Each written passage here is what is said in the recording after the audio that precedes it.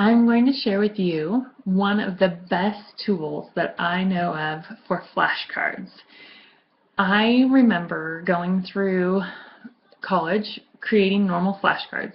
Answer on one side, the definition on the other, and just rote memorization. I came across this idea called cue cards with the first textbook that I used for a college success class. So what is a cue card? Okay, what is a cue card? It has a question on it, and the answer is formed in the question on the other side. So a cue card is a flashcard where the question on one side contains the answer to the question on the other side. So you can see on this card, what is a cue card is answered in another question on the flip side. This question is answered by this question. And so what happens is that as you develop your flashcards, you are encoding and processing the information that you need to remember in multiple ways. It's actually quite difficult to come up with a question for a definition or for, to think of it in a different way. So I did another one just as an example of something super simple for most of us. And the answer, or the question, is who was the first president of the United States? Obviously this is easy. We know the answer is George Washington. But if it were something more difficult, think about a history test and you're trying to remember dates, or an anatomy test and you're trying to remember what muscle connects with what. And so this question, which public office does George Washington first hold? Remember, he had lots of other positions as he was moving up the ranks in the army. He was general, yada yada. But the first public office George Washington ever held was president. He was senator or anything like that first.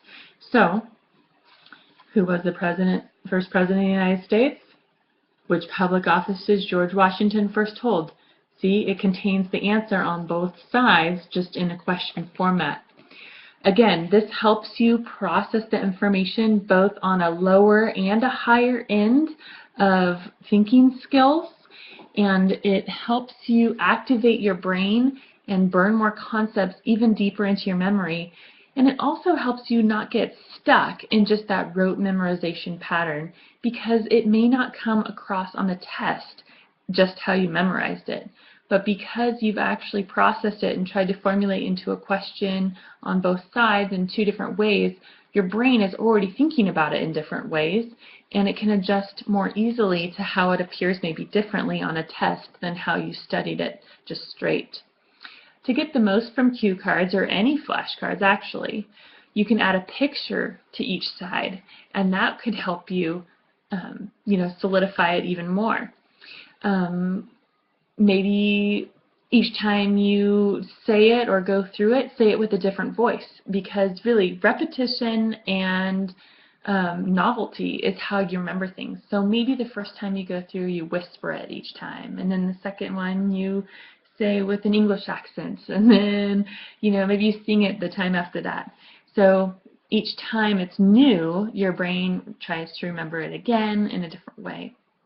Another thing could be just to carry them with you, and then anytime you're waiting, or not when you're driving, but maybe waiting in line for a Starbucks, or waiting for your next class to start, you flip through them, you go through it. Even just holding them and flipping them has some kinesthetic properties to it for you people who like to move and learn that way.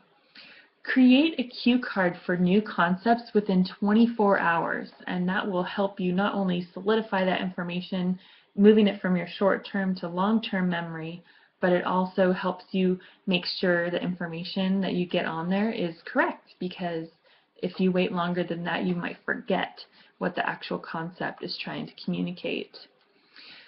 So another last tip would be to review all of the cards for a certain subject one day each week. So maybe you have 5 classes, and maybe you focus on your anatomy for that day, and then your English for the next day, and then your whatever for the next day. So that could be a way too that you're not mixing up your learning, and just making them your review stacks for each day, and then it won't feel so overwhelming. And then you are also doing your early and often studying technique. Hope this helps you. I wish I had this technique in college. It's amazing, and I hope you find it helpful as well.